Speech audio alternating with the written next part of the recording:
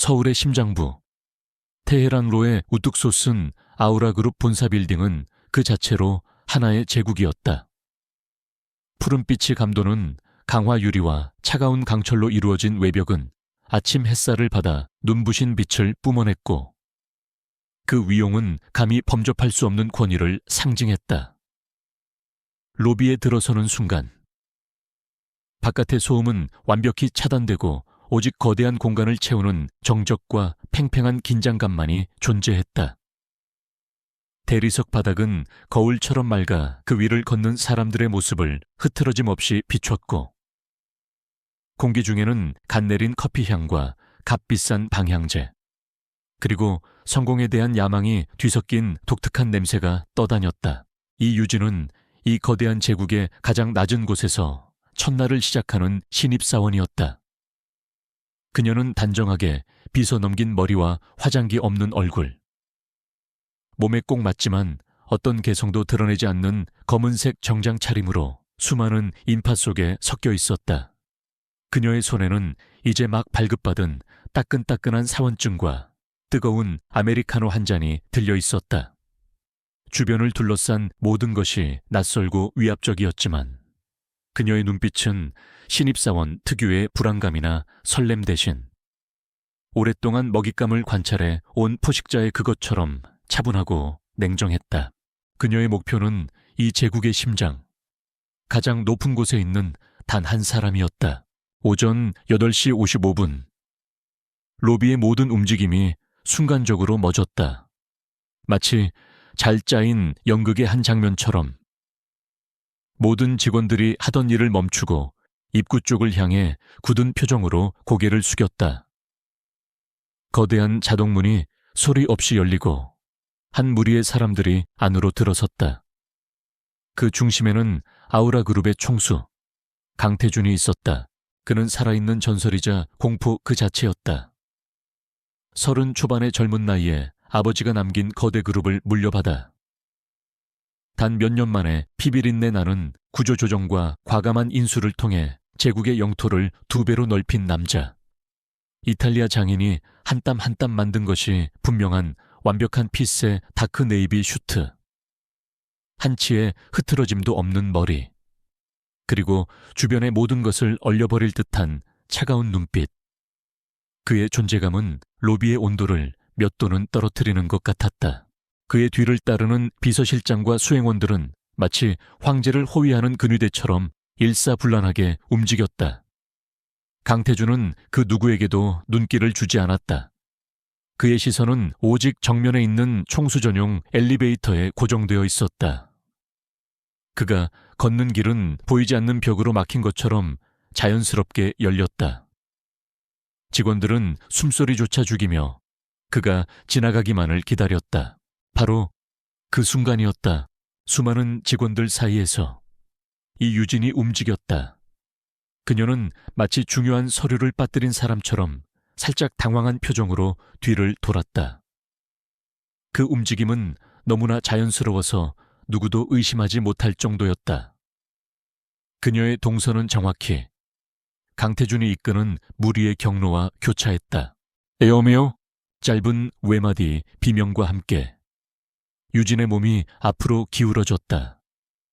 그녀의 손에 들려있던 뜨거운 아메리카노가 포물선을 그리며 허공을 날았다.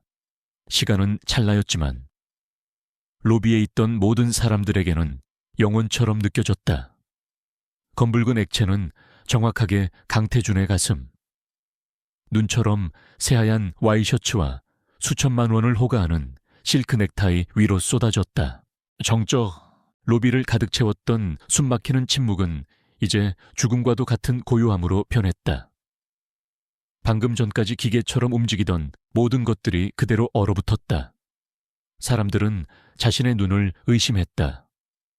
감히 아우라 그룹의 살아있는 신화, 강태준의 몸에 커피를 쏟은 사람이 나타나다니. 그것도 출근 첫날에 신입사원으로 보이는 여자가. 죄송합니다, 회장님. 가장 먼저 정신을 차린 것은 비서실장이었다. 그의 얼굴은 새하얗게 질려 있었다. 그는 허둥지둥 손수건을 꺼내 강태준의 셔츠를 닦아내려 했지만 이미 짙은 갈색 얼룩은 선명하게 번져나가고 있었다. 수행원들은 어찌할 바를 모르고 굳어 있었고 보안 요원들은 당장이라도 유진을 끌고 나갈 듯 험악한 표정으로 그녀를 둘러쌌다. 로비의 모든 직원들은 생각했다. 저 여자는 끝났다. 오늘부로 해고는 물론이고 아마 서울 바닥에서 다시는 직장 생활을 하기 어려울 것이다. 강태준의 분노를 산 사람의 말로가 어떤지는 익히 들어 알고 있었다. 하지만 사건의 중심에 있는 두 사람은 미동도 없었다. 강태준은 자신의 셔츠를 더럽힌 갈색 얼룩을 잠시 내려다보았다. 그의 미간에 아주 미세한 주름이 잡혔지만 그뿐이었다. 그는 고개를 들어 자신의 앞에 서 있는 여자를 바라보았다. 그의 눈빛은 분노나 경멸이 아니었다. 그것은 마치 예상치 못한 변수를 발견한 과학자의 그것처럼 날카롭고 분석적인 시선이었다. 이유진. 그녀는 고개를 푹 숙이고 금방이라도 울음을 터뜨릴 것 같은 자세를 취하고 있었다. 어깨는 가늘게 떨리고 있었지만 그것은 계산된 연기였다. 그녀의 내면은 폭풍 전야처럼 고요했다. 심장은 계획대로 일이 진행되고 있다는 흥분감으로 세차게 뛰었지만 겉으로는 완벽하게 통제되고 있었다. 그녀는 강태준의 시선을 온몸으로 느끼며 다음 단계를 기다렸다. 괜찮으십니까? 회장님 병원으로. 시끄러워. 강태준의 낮은 목소리가 비서실장의 말을 잘랐다. 그 목소리는 얼음장처럼 차가웠지만 이상하게도 화가 난 기색은 없었다. 그는 자신을 둘러싼 모든 소음들을 단 한마디로 제압했다. 그리고 다시 유진을 향해 시선을 고정했다. 그는 수많은 사람들을 만나왔다.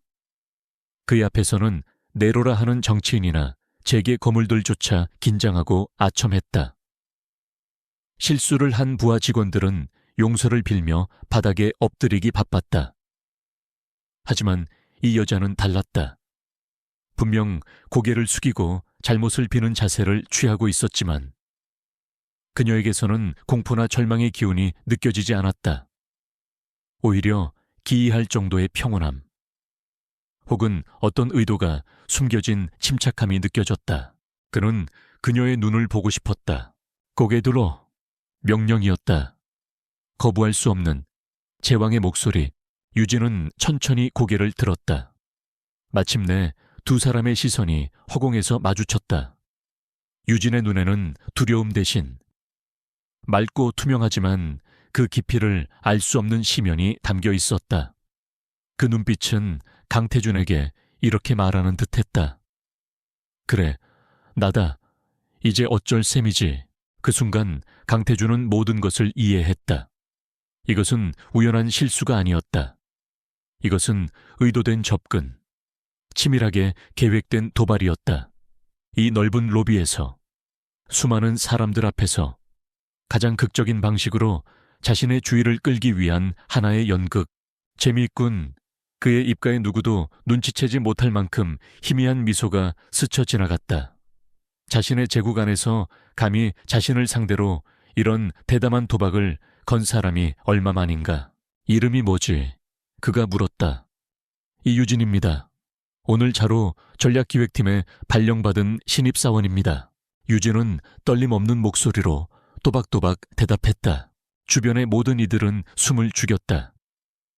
이제 곧 해고 통보가 떨어질 것이라고 모두가 예상했다.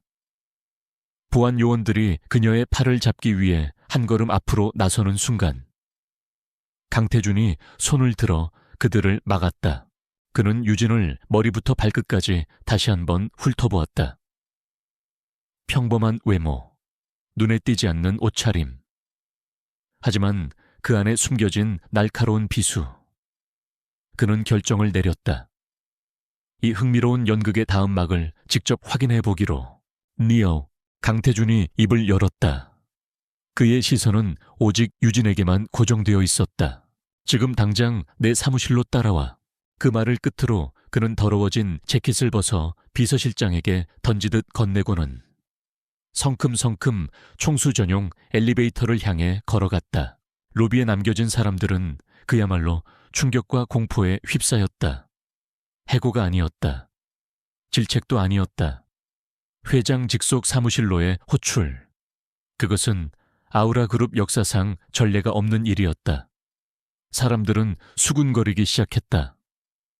저 여자가 누구인데 도대체 무슨 꿍꿍이가 있는 거지? 혹시 회장님의 숨겨진 사람이라도 되는 건가? 온갖 추측이 난무하는 가운데 이 유진은 아무 말 없이 굳은 표정으로 강태준의 뒤를 따랐다. 그녀의 등 뒤로 수백 개의 의심과 질투, 경멸이 섞인 시선이 비수처럼 날아와 꽂혔지만 그녀는 아랑곳하지 않았다. 1단계 성공. 그녀는 속으로 되뇌었다. 총수 전용 엘리베이터의 금속문이 소리 없이 열렸다. 강태준이 먼저 안으로 들어섰고 유진이 그 뒤를 따랐다. 비서실장이 황급히 따라 타려 했지만 강태준의 차가운 눈빛에 발을 멈춰야 했다. 아무도 들여보내지 마. 내 말이 안 들리나? 아닙니다. 명심하겠습니다. 다짐 버튼이 눌리고 육중한 금속문이 두 사람을 바깥 세상과 완전히 분리시켰다. 좁은 공간 안에는 무거운 침묵만이 흘렀다. 엘리베이터는 최고층을 향해 소리 없이 상승하기 시작했다. 유진은 정면의 거울에 비친 자신의 모습을 보았다. 겉으로는 초조한 신입사원의 얼굴이었지만 그 눈빛 속에는 거대한 계획의 첫 단추를 성공적으로 꿰었다는 차가운 만족감이 서려 있었다. 그리고 그녀는 거울을 통해 자신의 뒤에 서 있는 강태준을 보았다. 그는 더 이상 그녀를 보고 있지 않았다.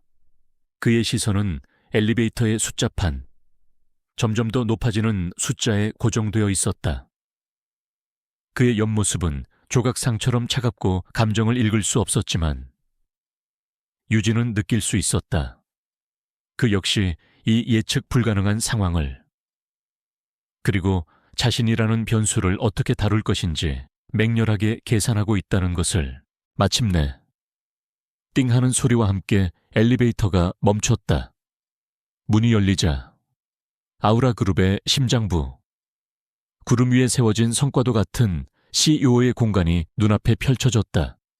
거대한 통유리창 너머로 서울의 정형이 파노라마처럼 펼쳐져 있었고 미니멀리즘의 극치를 보여주는 고급스러운 인테리어는 이곳의 주인이 어떤 사람인지를 짐작하게 했다. 강태준은 먼저 엘리베이터에서 내려 사무실 가장 안쪽에 있는 자신의 책상을 향해 걸어갔다. 그는 뒤돌아보지 않고 말했다. 문 닫아. 유진은 조용히 문 옆의 버튼을 눌렀다. 다시 한번 육중한 문이 닫히며 그녀를 이 제왕의 공간에 완벽하게 가두었다. 이제 이곳에는 그와 그녀 단둘뿐이었다. 거대한 음모의 서막이 바로 이 자리에서 열리려 하고 있었다. 강태준의 사무실은 제국의 정상에 위치한 지휘 통제실이자 동시에 고독한 왕의 성체였다. 한쪽 벽면 전체를 차지한 통유리창 너머로 서울의 마철루들이 장난감처럼 펼쳐져 있었고 그 위를 유유히 떠다니는 구름은 이곳이 지상과 얼마나 동떨어진 공간인지를 실감하게 했다. 최고급 흑단으로 만들어진 거대한 책상, 군더더기 하나 없는 디자인의 가구들, 그리고 벽에 걸린 추상화 한 점 외에는 어떤 개인적인 흔적도 찾아볼 수 없었다.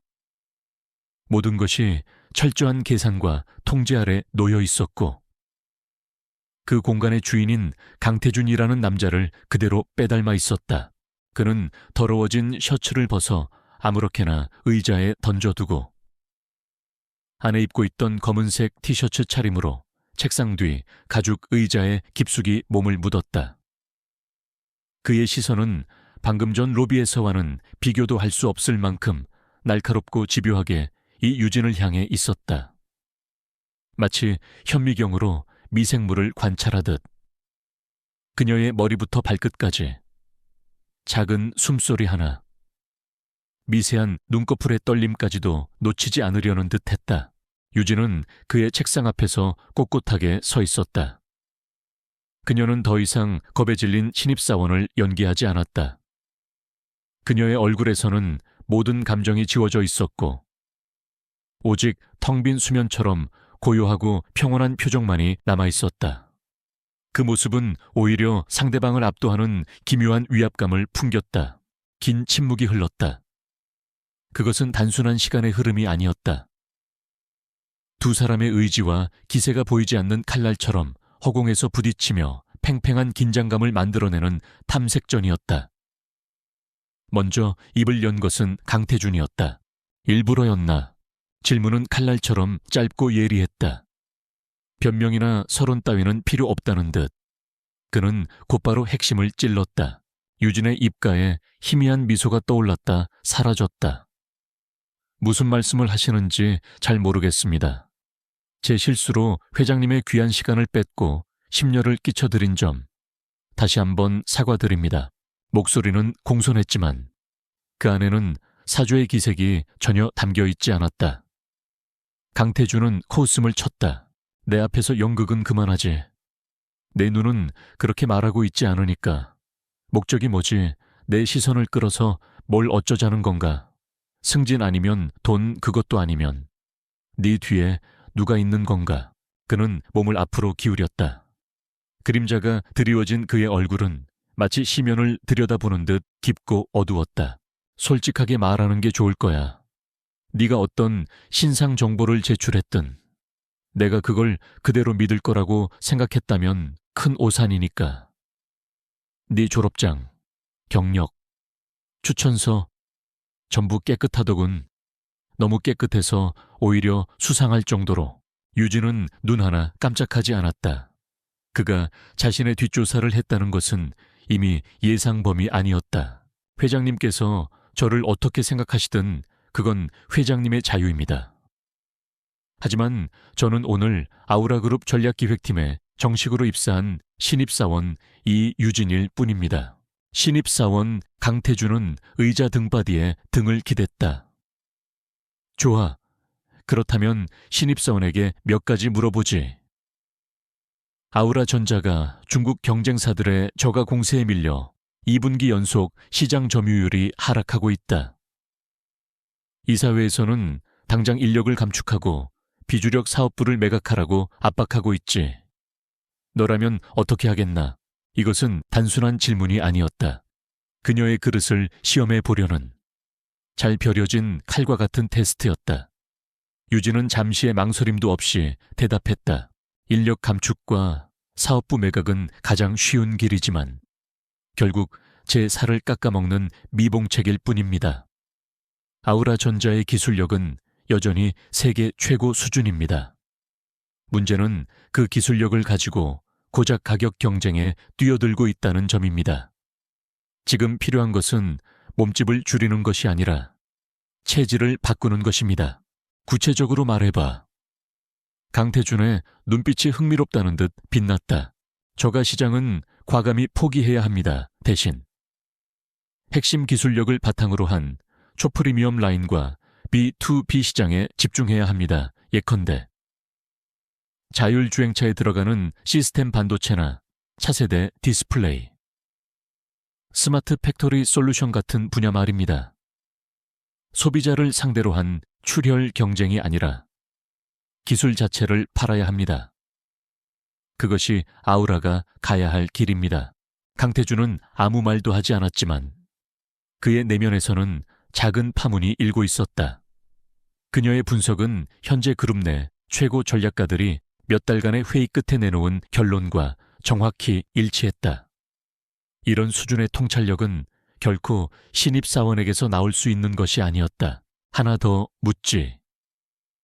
그의 목소리가 한층 더 낮아졌다.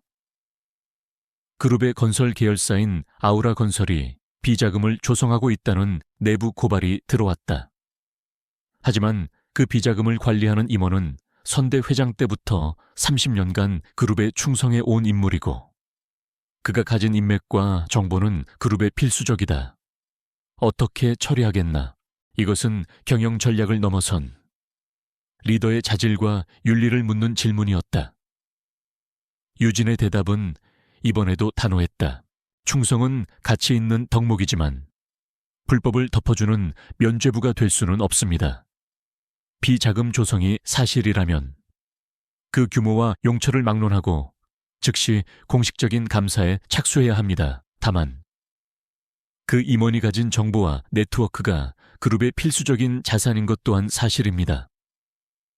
따라서 처벌은 하되 그가 가진 자산을 최대한 잃지 않는 방법을 찾아야 합니다.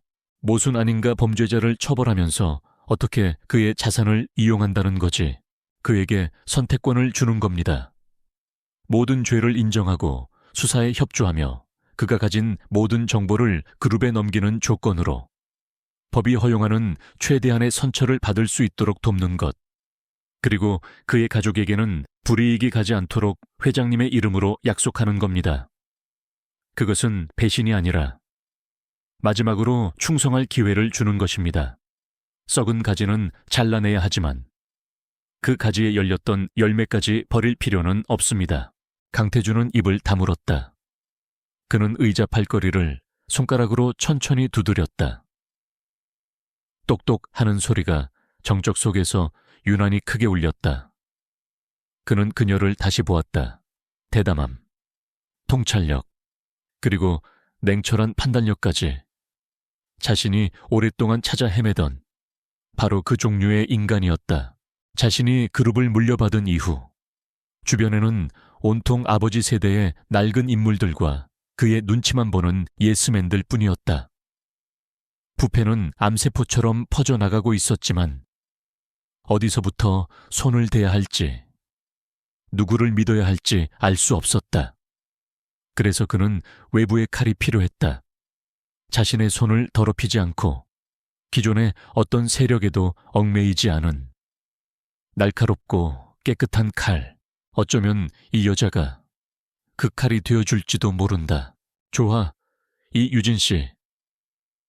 강태준은 처음으로 그녀의 이름을 불렀다. 내 능력이 어느 정도인지는 잘 알겠다. 그렇다면 너에게 진짜 프로베이션을 주지. 합격하면 네가 원하는 자리를 주겠다. 하지만 실패한다면 넌 오늘 내게 커피를 쏟은 순간 아우라 그룹에서 해고된 거다. 어때? 해보겠나? 어떤 일이든 맡겨만 주십시오. 유진의 목소리에는 자신감이 넘쳤다. 강태준은 자리에서 일어나 통유리창 앞으로 걸어갔다. 그는 서울의 풍경을 내려다보며 말했다. 아우라 넥서스라고 들어봤나? 그룹의 물류 및 자재를 담당하는 계열사로 알고 있습니다. 만성적재 시달리는 만성적자라 점잖은 표현이군. 그는 쓴웃음을 지었다. 그곳은 그냥 시궁창이야. 매년 수백억씩 쏟아부어도 답이 없는 밑 빠진 독이지. 내로라 하는 구조조정 전문가들도 전부 두 손 들고 나갔어. 아무도 그곳에 가려 하지 않고 아무도 그곳에 진짜 문제를 알려고 하지 않아. 그는 몸을 돌려 유진을 똑바로 바라보았다. 그의 눈빛은 그 어느 때보다 진지했다. 내 임무는 아우라 넥서스로 가는 거다. 가서 그 회사가 왜 그 모양 그 꼴인지 알아내. 회계 장부, 내부 보고서, 네가 원하는 모든 자료에 접근할 권한을 주겠다. 한 달, 딱 한 달 주지. 한 달 안에 그 시궁창 속에서 아무도 찾아내지 못한 진실을 건져내서 내 앞에 가져와. 그것은 명령이자 불가능에 가까운 도전이었다. 아우라 넥서스. 그곳은 바로 유진이 처음부터 목표로 했던 곳이었다. 그룹의 모든 더러운 돈이 세탁되고 비자금이 흘러들어가는 종착역, 최민혁 부회장의 심장과도 같은 곳. 강태준은 자신도 모르는 사이에 늑대에게 양 우리 열쇠를 통째로 넘겨주고 있는 셈이었다. 유진은 내심 차오르는 환희를 억누르며 침착한 목소리로 대답했다. 알겠습니다. 회장님의 지시 반드시 완수하겠습니다. 그녀의 흔들림 없는 태도에 강태준은 만족스러운 표정을 지었다. 그는 인터폰 버튼을 눌렀다. 김 실장, 지금 당장 전략기획팀에 이 유진 씨를 아우라 넥서스의 재무감사팀으로 발령 내 직급은 팀장 대우로 하고 모든 자료에 대한 A급 접근 권한을 부여하도록 즉시 시행해. 수화기 너머로 당황한 비서실장의 목소리가 들려왔지만 강태준은 일방적으로 전화를 끊었다. 그는 다시 의자에 앉아 유진에게 턱짓을 했다. 이제 나가봐. 그리고 다시는 내 옷에 뭘 쏟는 실수는 하지마. 다음번엔 오늘처럼 운이 좋지 않을 테니까 명심하겠습니다. 유진은 가볍게 고개를 숙여 인사하고는 몸을 돌려 사무실을 나섰다. 육중한 문이 그녀의 뒤에서 닫히는 순간까지 그녀는 완벽하게 평정심을 유지했다. 하지만 총수 전용 엘리베이터에 다시 혼자 타게 된 순간 그녀는 참았던 숨을 길게 내쉬었다. 그녀의 입가에 마침내 승리의 미소가 번졌다.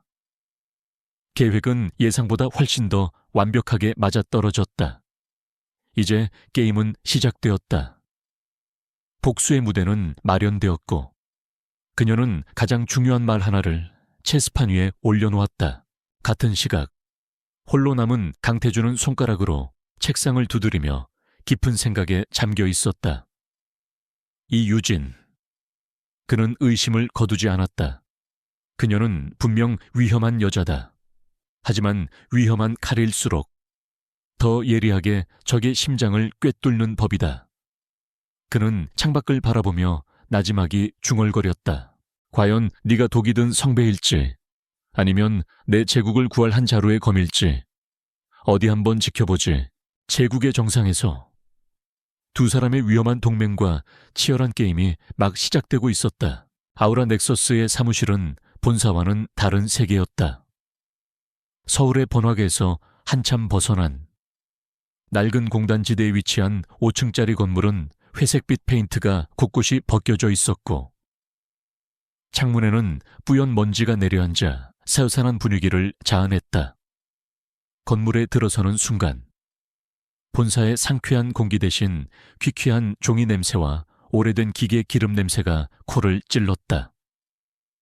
복도를 오가는 직원들의 표정에서는 활기나 야망 대신 무기력한 관성과 체념이 묻어났다. 이곳은 제국의 화려한 수도가 아닌 잊혀진 식민지였다. 이 유진이 재무감사팀장 대우로 발령받아 처음 사무실에 들어선 날, 그곳의 공기는 눈에 띄게 차가워졌다. 특히 재무팀을 총괄하고 있는 박 부장은 그녀를 노골적으로 경계했다.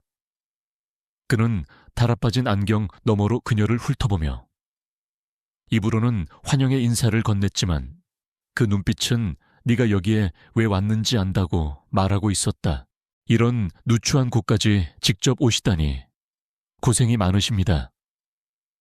팀장님, 회장님께서 특별히 보낸 분이라고 들었습니다. 그의 말투에는 회장님 백으로 낙하산 타고 온 주제라는 비아냥이 교묘하게 숨어 있었다. 다른 팀원들 역시 멀찍이서 수군거리며 그녀를 낯선 이방인 취급했다. 그들은 오랫동안 그들만의 왕국을 구축해왔고 유진은 그 왕국을 위협하러 온 침입자였다.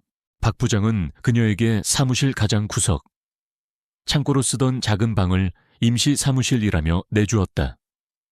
컴퓨터는 구형이었고 책상과 의자는 삐걱거렸다. 협조는커녕 기본적인 업무 자료 요청에도 절차가 복잡하다. 담당자가 부재 중이다라며 사사건건 시간을 끌었다.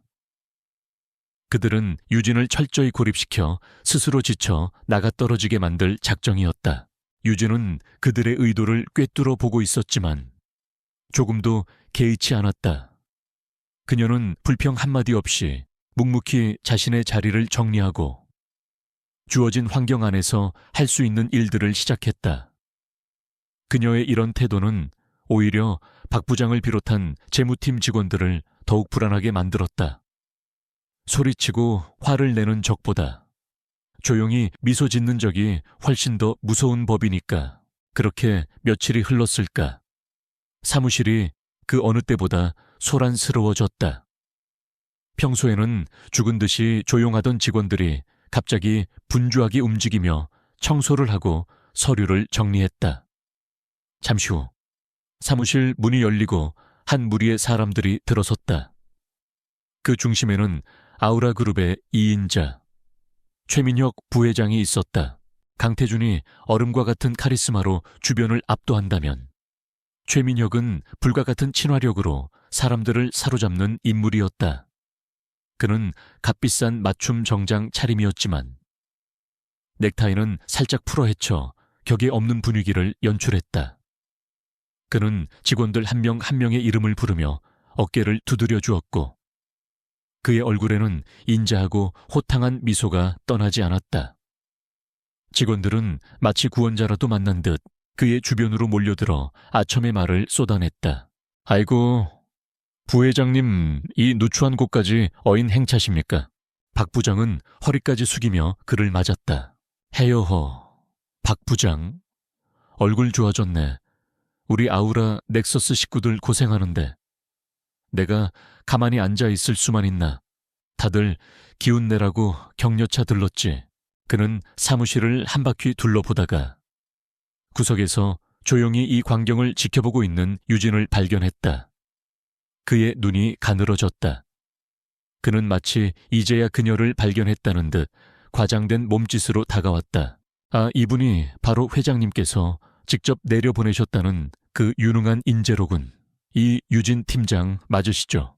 네, 부회장님, 처음 뵙겠습니다. 유진은 자리에서 일어나 정중하게 고개를 숙였다. 최민혁은 그녀의 손을 덥석 잡으며 인자한 미소를 지었다. 하지만 그의 눈은 웃고 있지 않았다.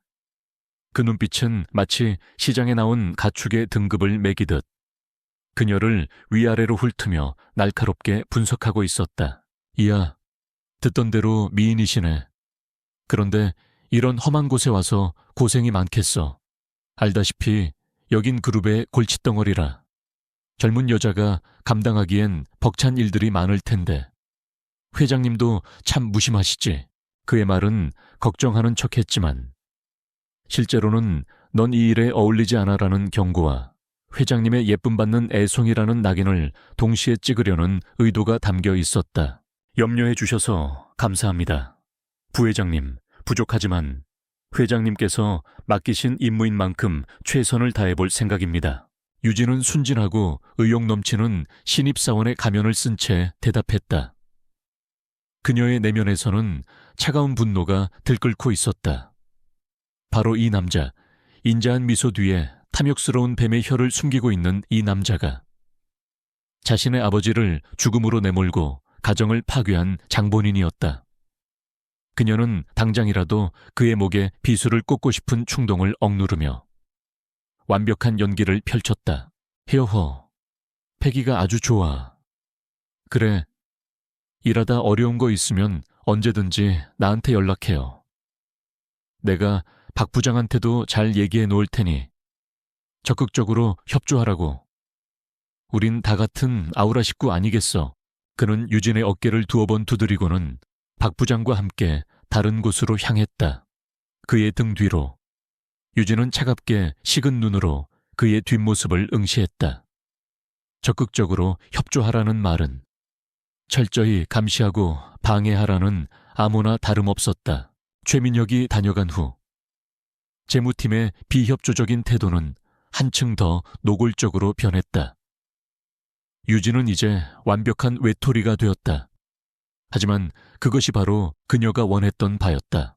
그녀는 더 이상 그들에게 재무보고서나 결산 자료 같은 이미 수십 번도 더 조작되었을 것이 뻔한 서류를 요구하지 않았다. 대신 그녀는 전혀 다른 방향으로 접근하기 시작했다. 박 부장님, 지난 10년간의 모든 물품 구매 원장과 물류 입출고 기록, 세금 계산서 발행 내역 전체를 원본 데이터 그대로 요청합니다. 그녀의 요구에 박 부장은 어이없다는 표정을 지었다. 팀장님, 그게 지금 무슨 그 데이터 양이 얼마나 방대한지 아십니까? 수백만 건은 좋게 될 겁니다. 그걸 다 뭐에 쓰시려고요? 회계의 기본은 가장 기초적인 데이터의 흐름을 파악하는 것부터 시작된다고 배웠습니다. 전반적인 흐름을 알아야 정확한 감사가 가능하지 않겠습니까? 회장님께서 맡기신 일이니 철저하게 하고 싶습니다. 회장님이라는 단어에 박 부장은 더 이상 토를 달지 못했다. 그는 귀찮다는 듯 부하 직원에게 지시했다. 김 대리, 이 팀장님이 요청한 자료, 창고 서버에 있는 거 전부 넘겨드려. 그들은 유진이 방대한 자료의 산에 파묻혀 허우적거리다 제풀에 지쳐 포기할 것이라고 생각했다.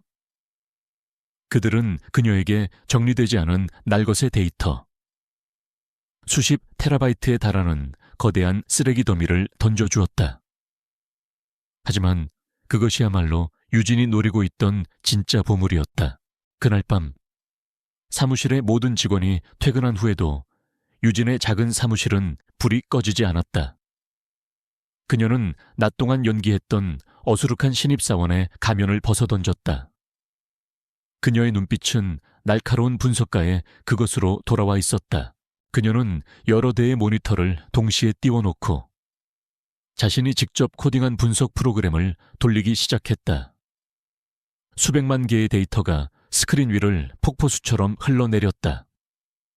그녀는 조작된 재무제표가 아닌 진짜 돈의 흐름, 즉 수많은 거래 기록 속에 숨겨진 진실을 찾고 있었다. 시간, 거래처, 품목, 단가, 운송 경로, 그 모든 것들을 교차 분석하며 미세한 이상 징후를 추적했다. 시간은 빠르게 흘러 자정을 넘겼다. 텅 빈 사무실에는 그녀의 키보드 소리와 하드디스크 돌아가는 소리만이 울려 퍼졌다. 그녀는 쏟아지는 잠을 쫓기 위해 차가운 커피를 영업 후 마셔댔다. 그리고 마침내 새벽 3시가 넘었을 무렵 그녀의 손가락이 멈췄다. 그녀의 시선은 모니터의 한 구석, 아주 사소해 보이는 데이터 하나에 고정되었다. 그것은 5년 전 한밤중에 이루어진 원자재 입고 기록이었다. 거래처는 페이퍼 컴퍼니로 의심되는 유령 회사였고 입고된 물품의 당한은 시장가의 3배에 달했다. 그리고 그 거래를 최종 승인한 것은 당시 실무자였던 박 부장이었다. 그것은 거대한 빙산의 일각에 불과했지만 분명한 실마리였다. 수년간 완벽하게 숨겨져 있던 부패의 고리가 처음으로 그 꼬리를 드러낸 순간이었다. 유진은 의자 등받이에 깊숙이 몸을 기댔다. 피로가 몰려왔지만 그녀의 입계는 차가운 미소가 걸려 있었다. 가야스다. 어둠 속에서 그녀의 목소리가 나지막하게 울려 퍼졌다. 거대한 적의 심장을 향한 첫 번째 칼날이 이제 막 그 빛을 드러내기 시작했다. 5년 전의 유령 거래는 거대한 암흑으로 통하는 문이었다. 이 유진은 그 문고리를 잡은 순간부터 단 하룻밤 만에 아우라 넥서스의 회계 장부 뒤에 숨겨진 거대한 부패의 지도를 그려나가기 시작했다. 그녀가 발견한 블루 스카이 트레이딩이라는 유령 회사는 단지 시작에 불과했다. 그녀는 밤을 새워가며 데이터를 파고들었다. 하나의 유령 회사는 거미줄처럼 얽힌 또 다른 유령 회사로 이어졌다. 오션물산, 골든브릿지 컨설팅, 퍼스트 파트너스, 이름과 업종은 모두 달랐지만 그들의 거래 방식은 놀라울 정도로 흡사했다. 시세보다 터무니없이 높은 가격으로 원자재를 납품하거나 실체도 없는 경영 컨설팅 비용으로 거액의 자금을 받아갔다.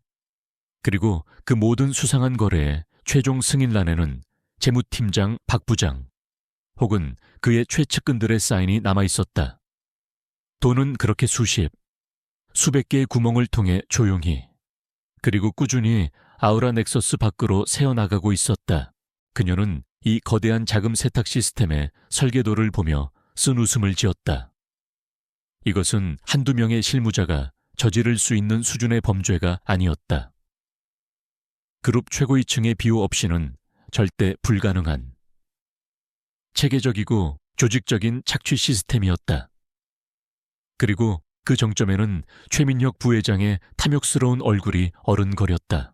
이제는 흔들어 볼 차례였다. 다음 날 오전, 유진은 박 부장의 사무실 문을 노크했다. 그녀의 손에는 하룻밤 사이에 출력한 서류 몇 장이 들려 있었다. 그녀는 전날 밤의 피로는 조금도 보이지 않는 순진하고 열의에 넘치는 신입사원의 얼굴을 하고 있었다. 부장님, 잠시 드릴 말씀이 있습니다. 박 부장은 모니터에서 눈을 떼지 않은 채 귀찮다는 듯 대꾸했다. 무슨 일이죠? 바쁜 거 안 보입니까? 다름이 아니라 과거 자료들을 검토하다가 조금 이상한 점을 발견해서요. 유진은 그가 마지못해 고개를 들자 준비해온 서류 한 장을 그의 책상 위에 올려놓았다. 바로 블루 스카이 트레이딩과의 5년 전 거래 명세서였다. 이 거래 말입니다. 다른 납품업체들에 비해 원자재 단가가 거의 3배 가까이 책정되었던데 혹시 특별한 이유라도 있었을까요? 제가 아직 업무 파악이 부족해서 혹시 놓치고 있는 부분이 있나 해서 여쭤봅니다. 그녀의 질문은 최대한 공손하고 순진하게 들리도록 계산된 것이었다. 그녀는 그를 비난하는 것이 아니라 배우려는 자세를 취했다. 순간 박 부장의 얼굴이 미세하게 굳어졌다. 그의 동공이 아주 잠깐 흔들렸고 그는 마른 침을 삼키며 서류로 시선을 돌렸다. 그는 달아빠진 안경을 고쳤으며 한참 동안 서류를 들여다보는 척했다. 아, 이거 워낙 오래전 일이라 기억이 가물가물하군. 그는 애써 태연한 목소리를 냈지만 그 목소리는 평소보다 한 톤 높았다. 아마 그때 납품 기한이 너무 촉박해서 긴급하게 물량을 구하느라 그랬을 거야. 이 업계에서는 흔히 있는 일입니다. 아, 그렇군요. 그럼 혹시 관련 품위서나 계약서를 한번 볼 수 있을까요? 진고노 창카오 니사세테 이타다키타쿠 존지마스. 그걸 지금 어디 가서 찾아 5년도 더 된 서류를 이 팀장. 너무 의욕만 앞서서 사소한 거에 매달리면 큰 그림을 놓치는 법이야. 지금 우리 회사가 당면한 현안부터 챙기라고. 박 부장은 버럭 화를 내며 서류를 그녀에게 돌려주었다. 그의 과민한 반응이야말로 유진이 원했던 가장 확실한 대답이었다. 그녀는 겁먹은 표정을 지으며 서류를 받아들었다. 죄송합니다. 제가 너무 의욕이 앞섰나 봅니다. 앞으로는 주의하겠습니다. 그녀는 고개를 숙여 인사하고 사무실을 나왔다. 하지만 그녀의 등 뒤로 박 부장의 의심과 경계심 가득한 눈빛이 비수처럼 날아와 꽂혔다. 그날 이후 보이지 않는 압박이 시작되었다. 다음 날 아침 유진이 출근해 컴퓨터를 켜자 그녀가 밤새 분석하던 데이터가 저장된 서버의 특정 디렉토리가 통째로 사라져 있었다. 시스템 오류라는 공식적인 답변이 돌아왔지만 그녀는 그것이 의도적인 파괴 행위임을 직감했다. 다행히 그녀는 모든 중요 데이터를 외부 저장 장치에 백업해둔 상태였다. 사무실 내에서의 고립은 더욱 심해졌다. 그녀가 탕비실에 들어가면 모든 대화가 끊겼고 그녀가 복도를 지나가면 노골적인 경멸의 시선이 따라붙었다. 한 번은 자리를 비운 사이 누군가 그녀의 책상 위에 있던 커피를 쏟아 중요한 메모들을 전부 망쳐놓기도 했다. 그것들은 명백한 경고였다. 더 이상 파고들지 마라. 여기는 네가 있을 곳이 아니다. 하지만 유진은 멈추지 않았다. 오히려 적들의 반응은 그녀에게 확신을 주었다. 그녀는 밤마다 자신의 작은 사무실에서 홀로 싸움을 계속했다. 그리고 마침내 그녀는 자금 세탁의 흐름을 거의 완벽하게 재구성하는 데 성공했다. 돈이 흘러들어간 최종 종착지는 최민혁 부회장의 아들이 대표로 있는 해외의 한 투자 회사였다. 이제 남은 것은 결정적인 증거. 박 부장과 최민혁 부회장 사이의 연결고리를 증명할 한 방이었다. 그것을 찾는 데 혈안이 되어 그녀는 며칠 동안 거의 날을 새다시피 일했다. 그리고 마침내 그들에게도 인내심의 한계가 찾아왔다.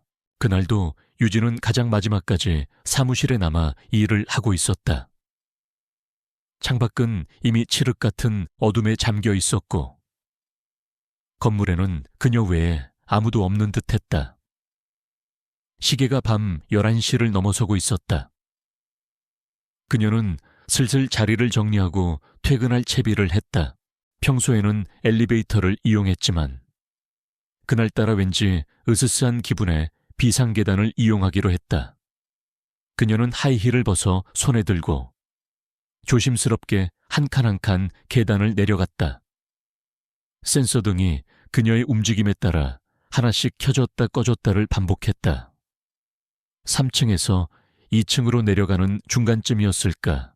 갑자기 머리 위쪽의 센서 등이 퍽 하는 소리와 함께 꺼졌다. 순식간에 계단은 한 치 앞도 보이지 않는 어둠에 휩싸였다.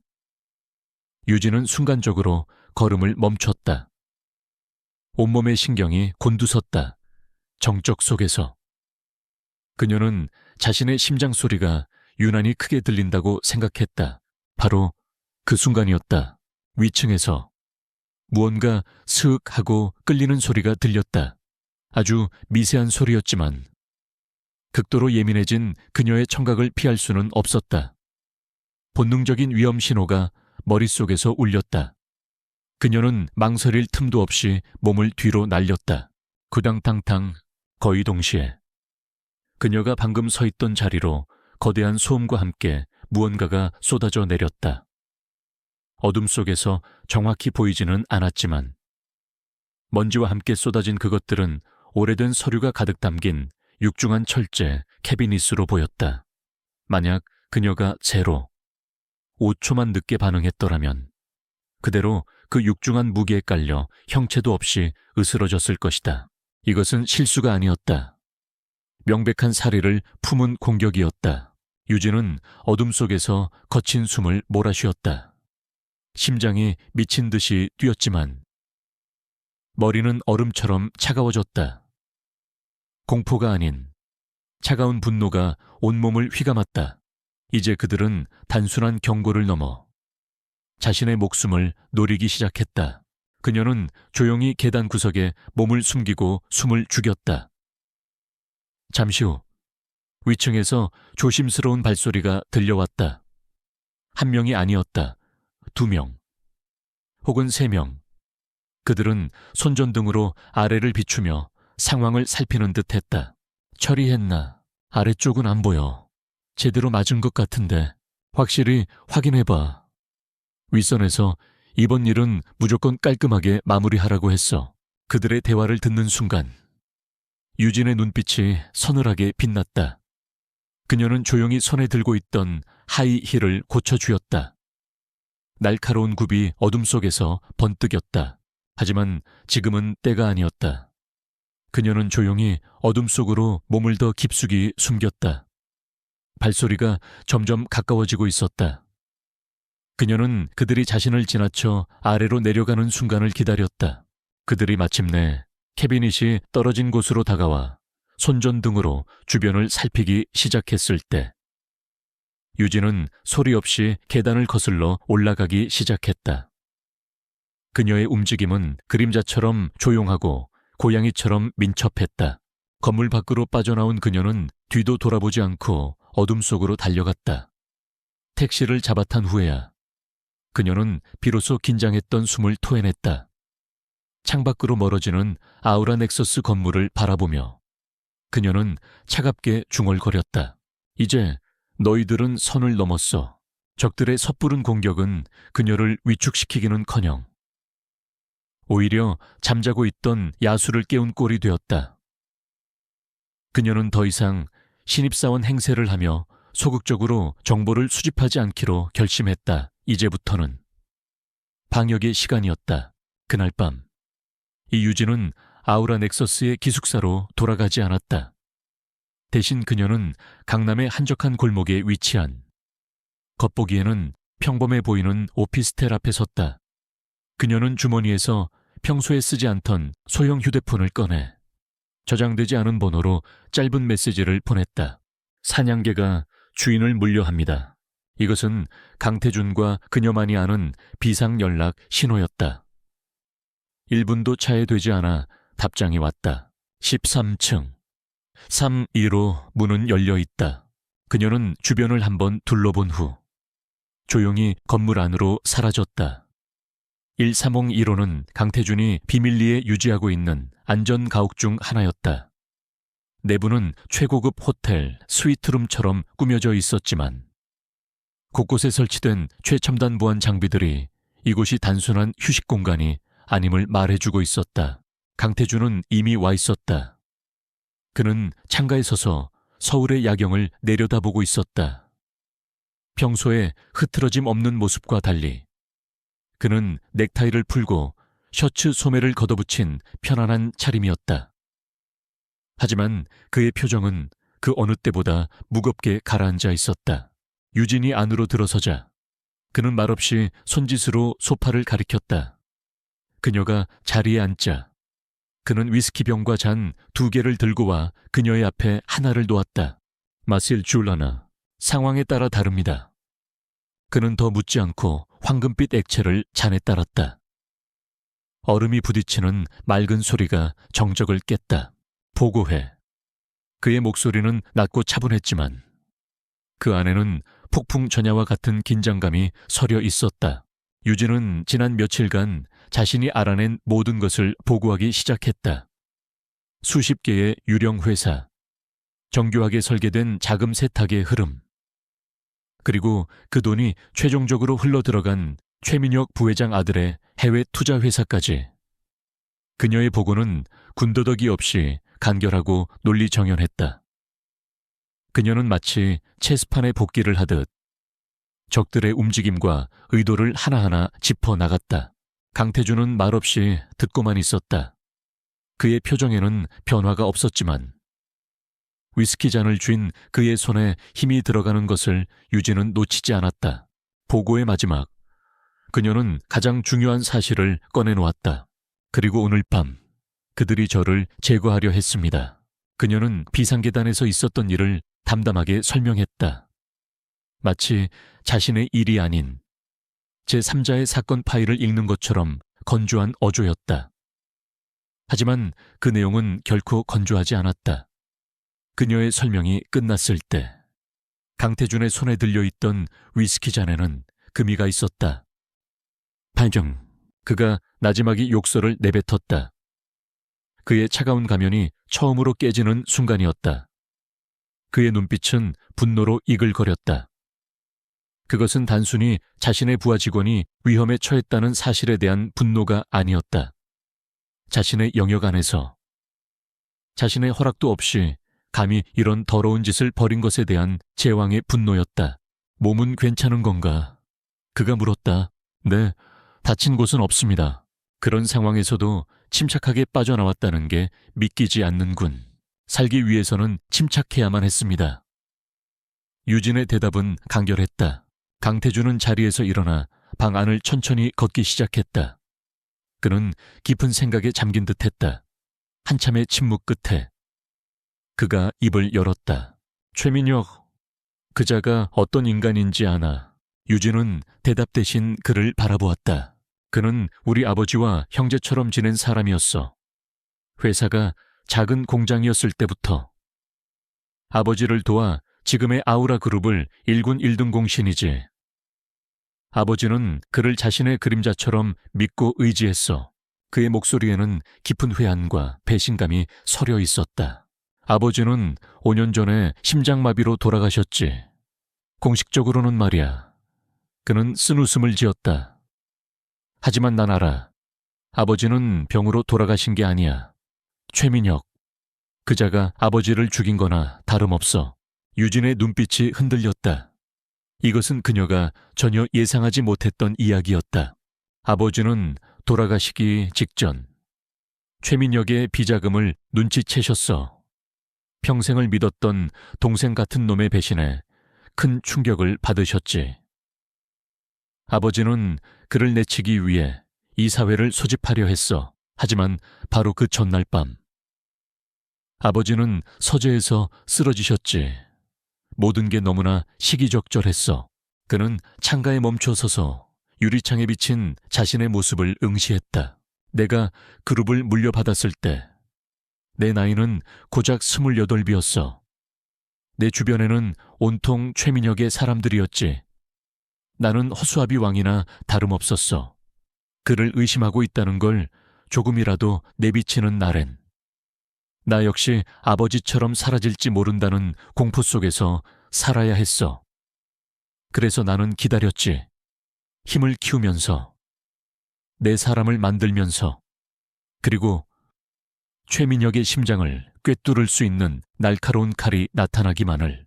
그는 몸을 돌려 유진을 똑바로 바라보았다. 그의 눈빛에는 더 이상 단순한 고용주의 시선이 아니었다. 그것은 동맹을 제안하는 한 남자의, 복수를 갈망하는 한 아들의 처절한 눈빛이었다. 네가 그 칼이 되어줄 수 있겠나? 그 순간 유진은 강태준이라는 남자를 완전히 새롭게 보게 되었다.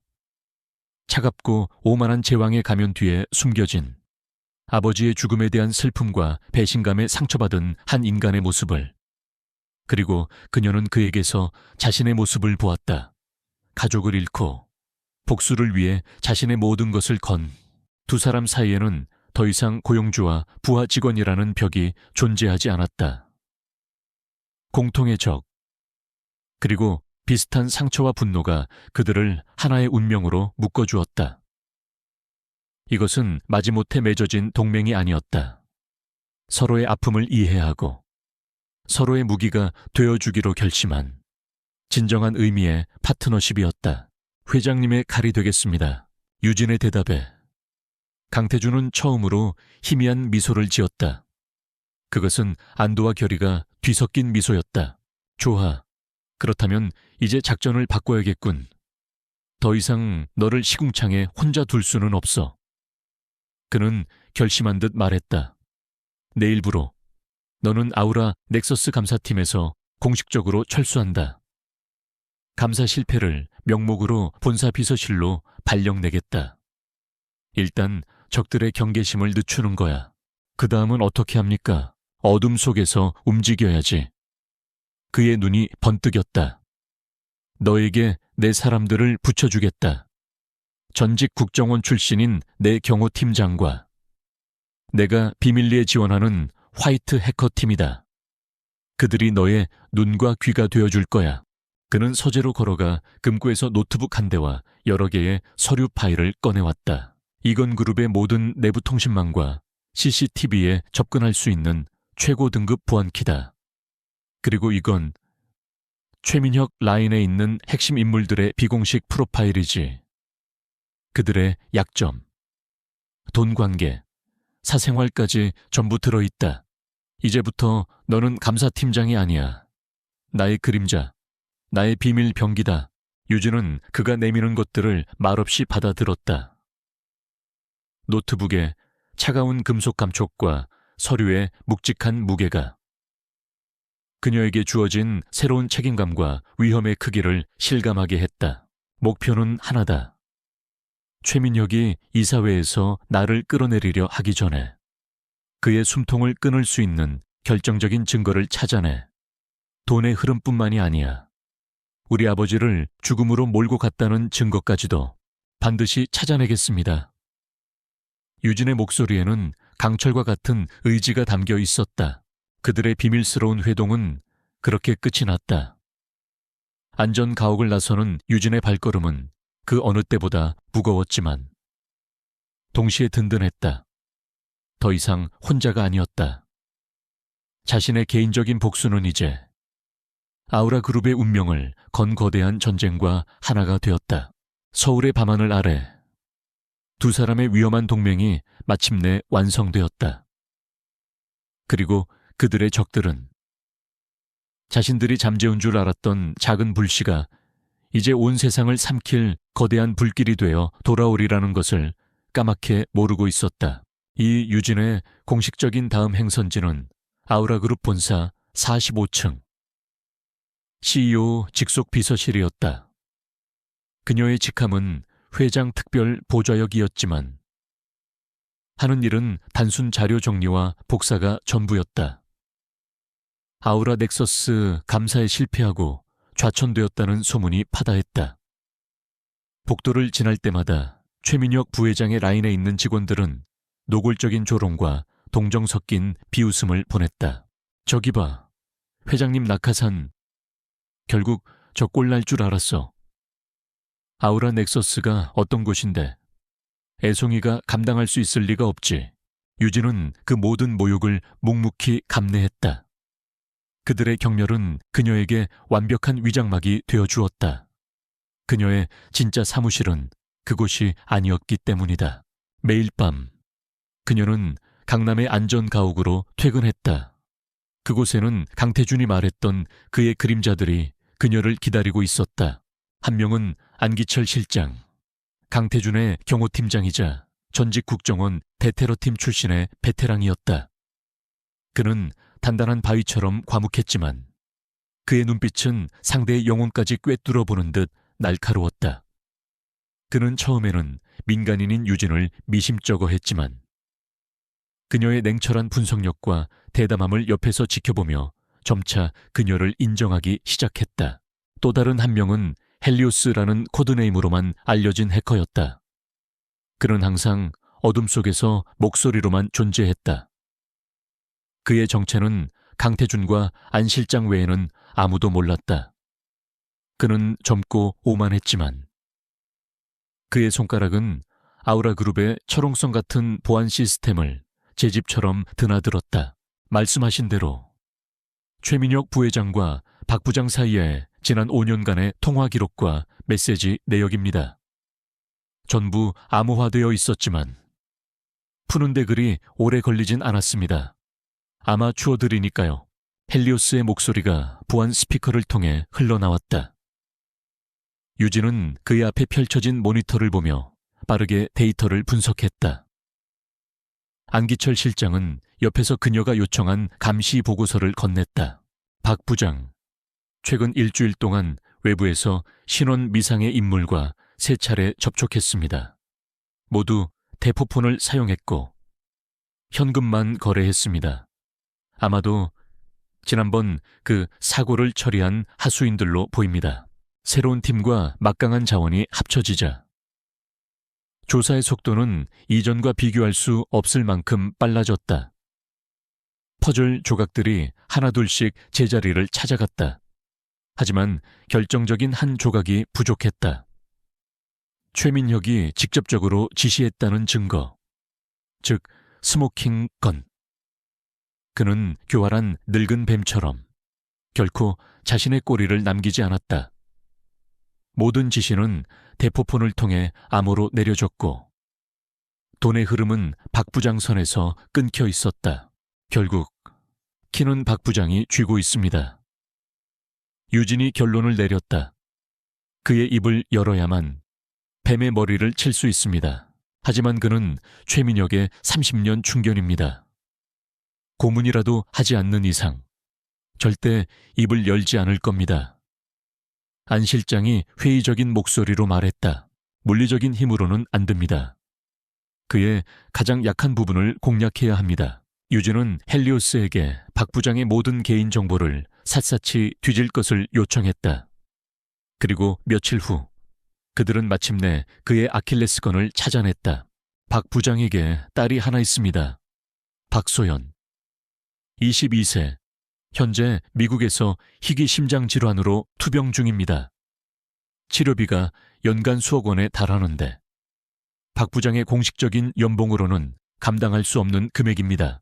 모니터에 떠오른 젊은 여성의 사진을 보며 유진은 모든 것을 이해했다. 박 부장의 충성은 탐욕 때문이 아니었다. 그것은 딸을 살리기 위한 아버지의 처절한 부정 후칭이었다. 유진은 그의 비열한 범죄를 혐오했지만 한편으로는 연민을 느꼈다. 그리고 바로 그 연민이 그를 무너뜨릴 가장 강력한 무기가 될 것이었다. 그녀는 박 부장을 무너뜨릴 정교한 심리적 함정을 설계하기 시작했다. 하지만 그녀가 모르는 사이 더 거대하고 치밀한 함정이 그녀를 향해 조여오고 있었다. 최민혁 부회장은 유진이 본사로 복귀한 것을 승리로 여기지 않았다. 오히려 그는 강태준의 침묵이 더 불안했다. 그는 이것이 폭풍전야의 고요함일지도 모른다고 직감했다. 그는 더 이상 기다릴 수 없었다. 강태준의 가장 날카로운 칼인 이 유진을 먼저 부러뜨려 그를 무력화시켜야만 했다. 회장놈이 애지중지하는 년이야. 전연을 쳐서 회장놈의 팔다리를 잘라버려야 해. 최민혁은 자신의 신복들을 불러 모아 비밀리에 지시를 내렸다. 그의 계획은 잔인할 정도로 정교했다. 이 유진을 단순한 감사 실패자가 아닌 회사의 기밀을 경쟁사에 팔아넘긴 산업 스파이로 만드는 것이었다. 그들의 작전은 신속하고 은밀하게 진행되었다. 먼저 IT 부서에 심어놓은 첩자를 통해 유진이 사용하는 본사 사무실의 워크스테이션 IP로 데이터 유출 흔적을 조작했다. 다음으로 아우라전자의 차세대 스마트폰 시제품에 대한 2급 기밀 정보를 경쟁사에 의도적으로 흘렸다. 마지막으로 유진의 이름으로 된 해외 페이퍼 컴퍼니 계좌를 개설하고 그곳에 거액의 현금을 입금시켜 경쟁사로부터 돈을 받은 것처럼 꾸몄다. 모든 증거는 완벽하게 이 유진을 가리키고 있었다. 그리고 마침내 함정의 턱이 닫히는 날이 왔다. 그날 오후 유진은 비서실에서 평소처럼 자료를 정리하고 있었다. 사무실은 평화로웠다. 바로 그 순간 육중한 발소리와 함께 내부 감사팀과 보안팀 직원 10여 명이 들이닥쳤다. 그들의 표정은 험악했다. 이유진 씨, 맞으십니까? 감사팀장이 날카로운 목소리로 물었다. 사무실의 모든 시선이 유진에게로 쏠렸다. 네. 그런데 무슨 일이시죠? 유진은 당황한 기색 없이 침착하게 대답했다. 당신을 산업기술 유출 및 기밀보호법 위반 혐의로 긴급 체포합니다. 이건 압수수색 영장입니다.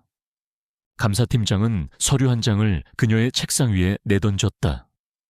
사무실은 순식간에 얼어붙었다. 직원들은 자신의 눈과 귀를 의심하며 수군거렸다. 보안팀 직원 2명이 다가와 유진의 양팔을 거칠게 붙잡았다. 이게 무슨 말도 안 되는 소리입니까? 무슨 증거로 이러시는 거죠? 증거는 차고 넘칩니다. 감사팀장은 조작된 증거들을 하나씩 큰 소리로 읊기 시작했다.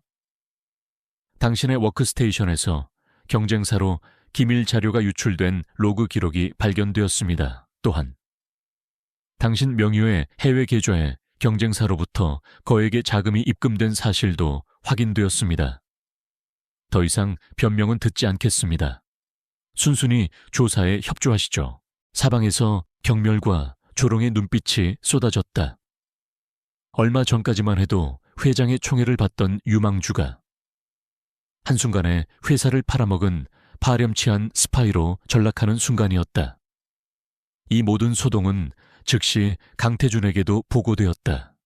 자신이 직접 뽑은 인재가 스파이 혐의로 체포되었다는 사실은 그의 리더십에 치명적인 타격이 될 것이 분명했다. 모든 것이 최민혁의 계획대로 흘러가고 있었다. 그는 자신의 사무실 창가에 서서 보안팀에 의해 끌려나가는 유진의 모습을 만족스러운 미소로 내려다보고 있었다. 하지만 그의 눈에 비친 유진의 모습은 패배자의 그것이 아니었다. 수많은 사람들의 비난과 손가락질 속에서 그녀는 조금도 위축되지 않았다. 그녀의 허리는 꼿꼿했고 그녀의 표정은 분노나 절망이 아닌 기이할 정도로 차분하고 냉정했다. 끌려나가는 마지막 순간 그녀는 우연을 가장해 최민혁의 사무실이 있는 위층을 향해 아주 잠깐 고개를 들었다. 두 사람의 시선이 허공에서 마주쳤다. 최민혁은 승자의 여유로운 미소를 보냈다. 하지만 유진의 눈빛은 그에게 이렇게 말하고 있었다. 고작 이 정도의 함정인가요? 실망스럽군요. 그녀는 끌려가면서도 이미 이 함정을 어떻게 역이용할 것인지, 이 위기를 어떻게 기회로 만들 것인지 맹렬하게 계산하고 있었다. 최민혁이 던진 미끼를 그녀는 기꺼이 물기로 결심했다. 그리고 그 낚싯줄을 역으로 잡아채 그를 심연 속으로 끌어내릴 생각이었다. 함정은 성공한 듯 보였다. 하지만 진짜 게임은 이제부터 시작이었다. 이 유진이 갇힌 곳은 창문 하나 없는 아우라그룹 본사 지하의 내부 조사실이었다. 차가운 금속 책상과 의자, 그리고 그녀의 모든 것을 기록하는 듯한 감시 카메라 외에는 아무것도 없었다. 최민혁이 충견인 감사팀장과 조사관들은 오만하게 그녀를 내려다보며 조작된 증거들을 하나씩 책상 위에 던졌다. 그들은 그녀가 울면서 자백하거나 절망 속에 무너지기를 기대했다.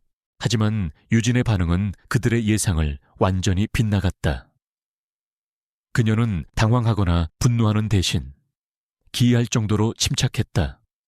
그녀는 그들이 내미는 증거들을 변호사가 사건 파일을 검토하듯 꼼꼼히 살폈다. 이 서버 로그, 원본 전체를 열람할 수 있을까요?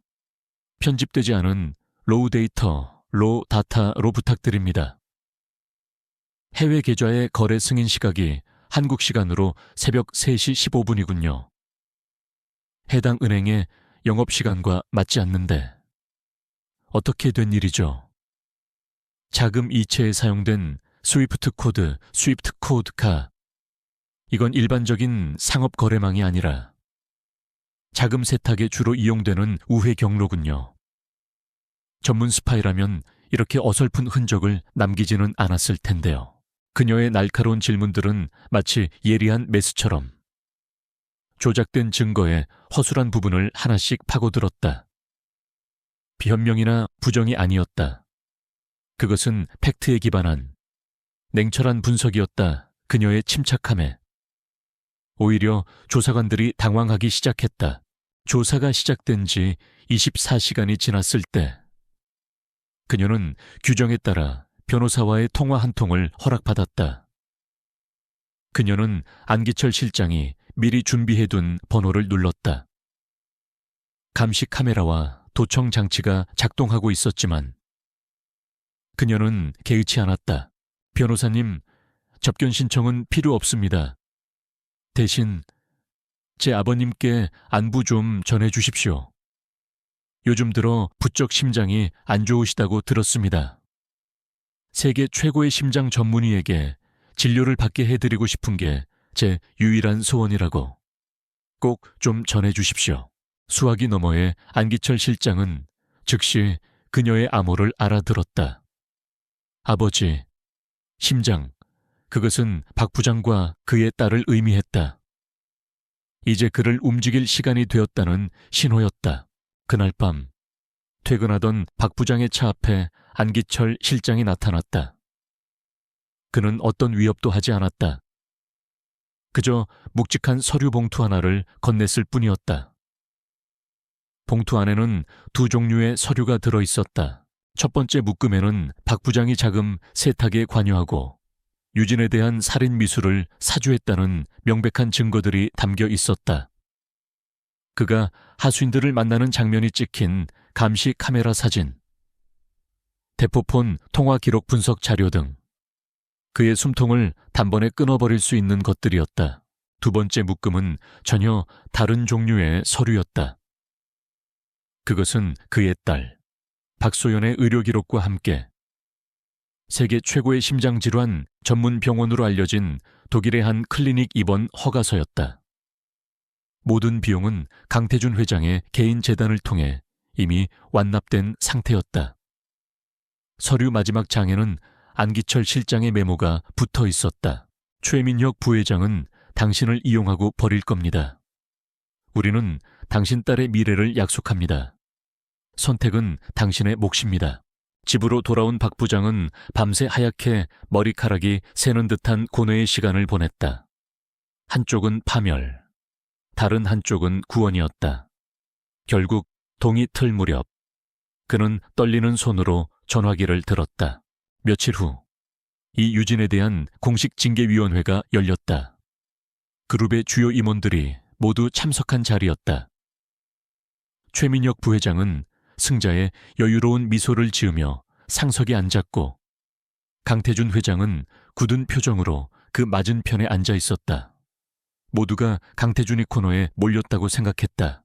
감사팀장은 자신만만하게 조사 결과를 발표하며 이 유진의 스파이 행위를 기정사실화했다. 모든 증거가 완벽해 보였다. 마침내 유진에게 최후 변론의 기회가 주어졌다. 그녀는 자리에서 일어나 조금도 주눅들지 않은 목소리로 입을 열었다. 저는 제가 하지 않은 일에 대해 변명할 생각이 없습니다. 대신 감사팀이 제시한 증거들이 얼마나 허술하고 조작되었는지를 증명해 보이겠습니다. 그녀의 말에 회의장은 술렁였다. 유진은 마치 대학 교수처럼 스크린에 자료를 띄워가며 논리적으로 증거들을 반박하기 시작했다. 그 모든 데이터는 헬리오스가 그녀가 몰래 반입한 만년필 형태의 특수통신 장치를 통해 실시간으로 전송해주고 있었다. 시어째, 서버 로그입니다. 감사팀이 제시한 것은 편집된 파일입니다.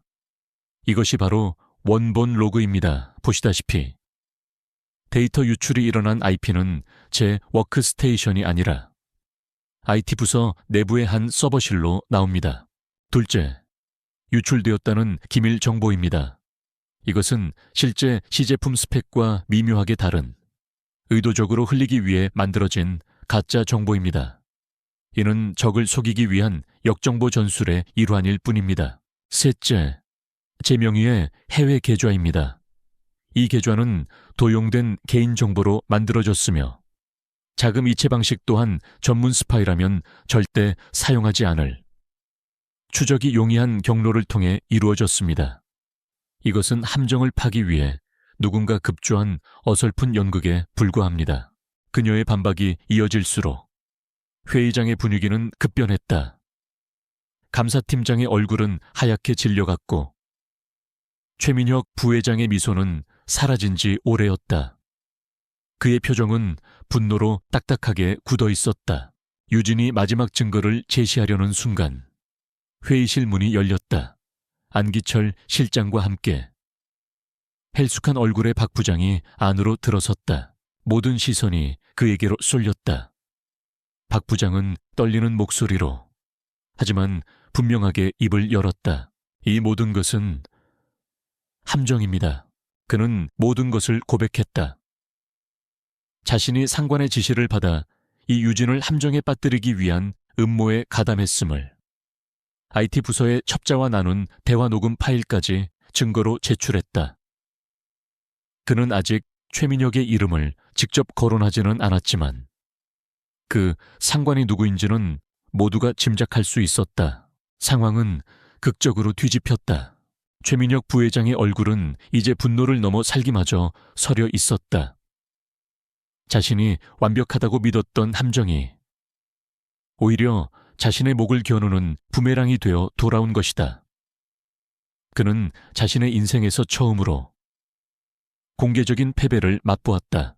강태준은 바로 이 순간을 기다렸다는 듯 얼음처럼 차가운 목소리로 말했다.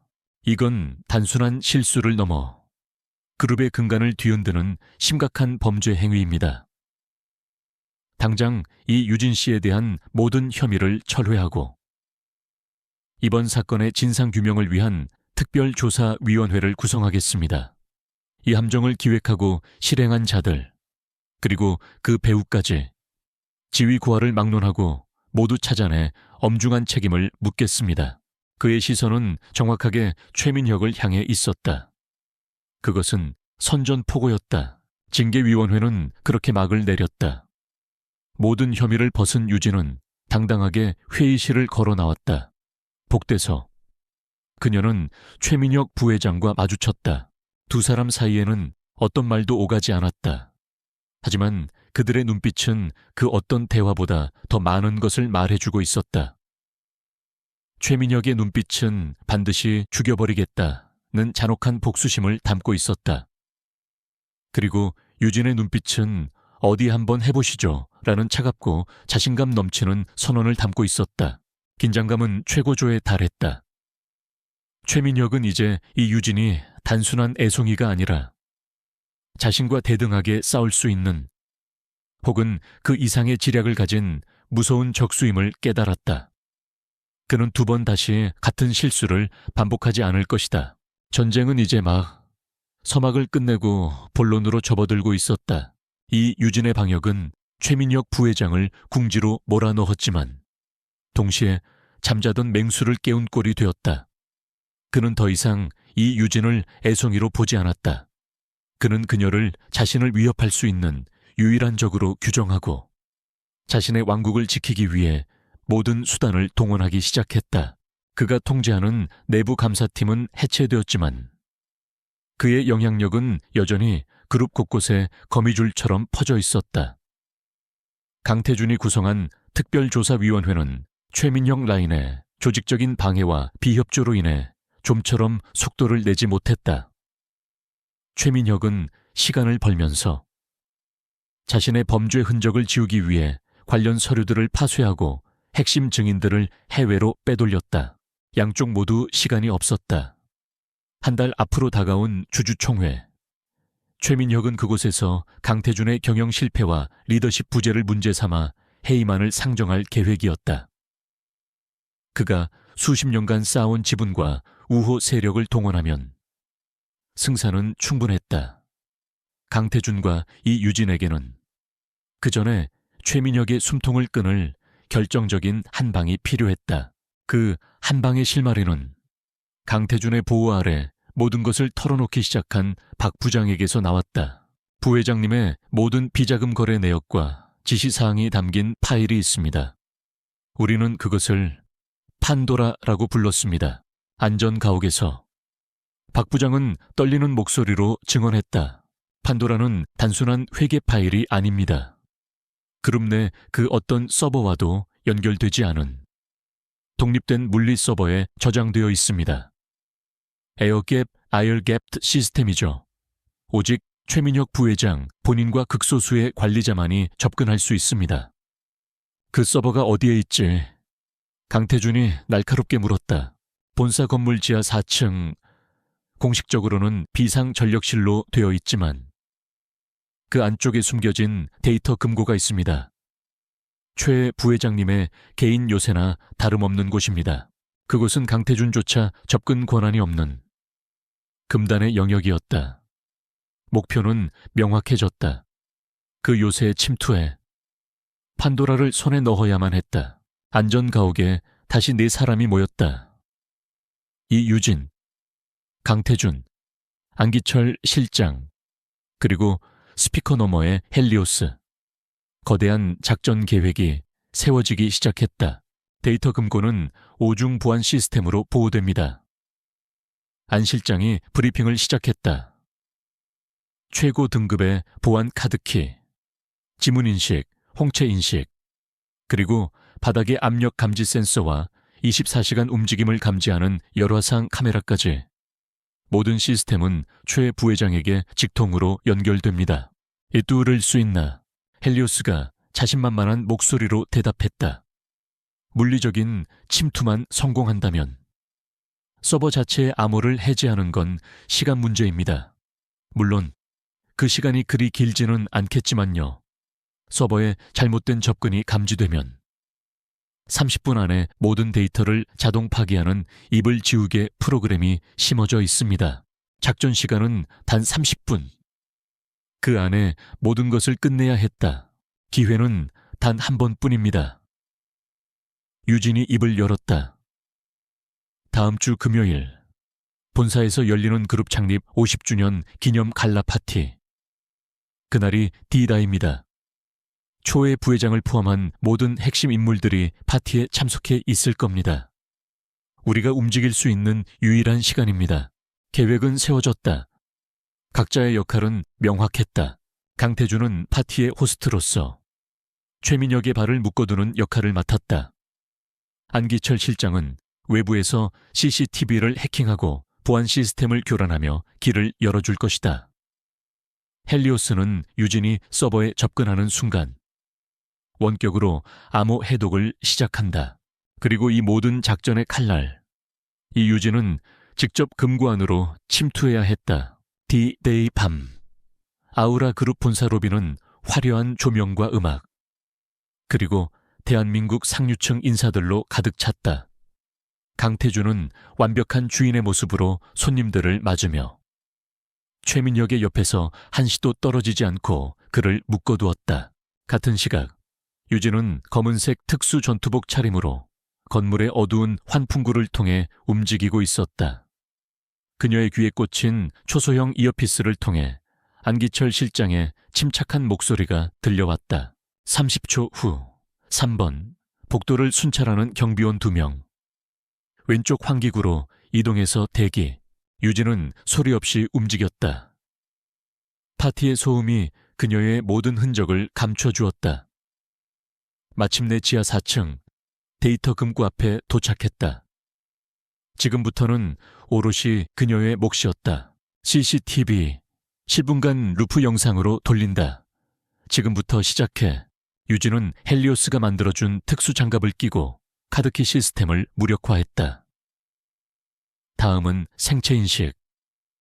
그녀는 미리 빼돌린 데이터를 바탕으로 제작한 실리콘 위조 지문과 홍채 패턴을 복제한 특수 콘택트 렌즈를 이용해 지문과 홍채 인식기를 차례로 통과했다. 철컥. 마지막 잠금 장치가 풀리고 육중한 금속 문이 소리 없이 열렸다. 안에서는 수십 대의 서버가 낮은 소음을 내며 돌아가고 있었다. 그녀는 중앙에 위치한 붉은색 LED가 깜빡이는 판도라 서버를 발견했다. 그녀는 준비해온 휴대용 단말기를 서버에 연결했다. 헬리오스, 연결됐다. 지금부터 시작해. 알았어, 누님. 30분짜리 레이스. 스타트. 유진의 손목시계에 30분의 카운트다운이 시작되었다. 모니터에는 수만 줄의 암호 코드가 폭포수처럼 쏟아져 내렸다. 1분, 2분, 시간이 초조하게 흘러갔다. 그때였다. 파티장에서 최민혁과 담소를 나누던 강태준의 이어피스에서 다급한 헬리오스의 목소리가 들려왔다. 젠장 예상치 못한 트랩이 하나 더 있었어. 암호 해독 과정에서 침묵 경보가 최 부회장 개인 단말기로 발송된 것 같아. 아니나 다를까. 최민혁의 스마트폰이 짧게 진동했다.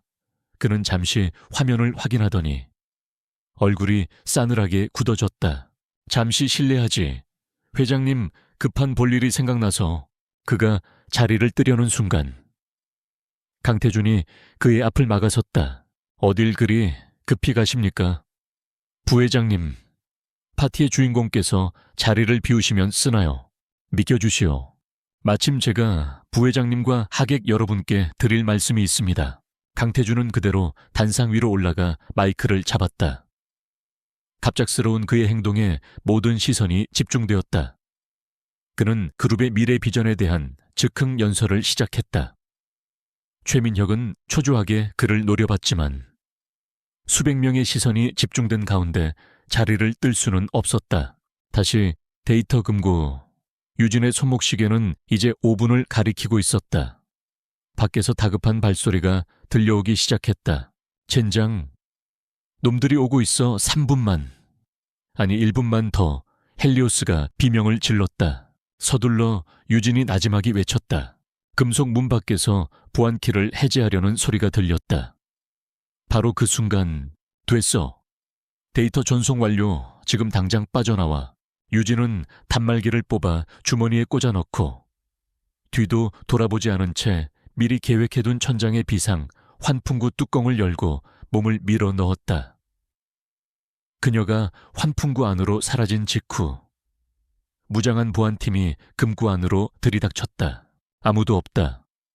서버는 그대로인데 침입 흔적을 찾아 어둡고 비좁은 환풍구 안에서 유진은 가쁜 숨을 몰아쉬었다. 그녀의 손에는 최민혁의 30년 죄악이 담긴 판도라가 들려 있었다. 마지막 도박은 성공했다. 하지만 성안의 적들은 이제 침입자의 존재를 명확히 알게 되었다. 진짜 전쟁은 이제부터 시작이었다. 아우라 그룹 연례 주주총회가 열리는 날. 서울의 하늘은 금방이라도 폭풍우가 쏟아질 듯 짙은 회색 구름에 잠겨 있었다. 그룹 본사 컨벤션 홀은 이른 아침부터 주주들과 이사진, 그리고 국내외 언론 기자들로 발 디딜 틈이 없었다. 공기 중에는 기대와 불안, 그리고 거대한 권력 투쟁을 앞둔 팽팽한 긴장감이 감돌았다. 최민혁 부회장은 승리를 예감했다. 그는 지난밤 데이터 금고 침입 시도가 실패로 돌아갔다고 믿었다. 판도라는 안전하며 강태준은 이제 쓸 수 있는 카드가 없다고 확신했다. 그는 자신에게 우호적인 주주들과 마지막까지 표를 점검하며 마치 개선 장군처럼 당당하게 회의장으로 들어섰다. 그의 얼굴에는 오만함과 자신감이 가득했다.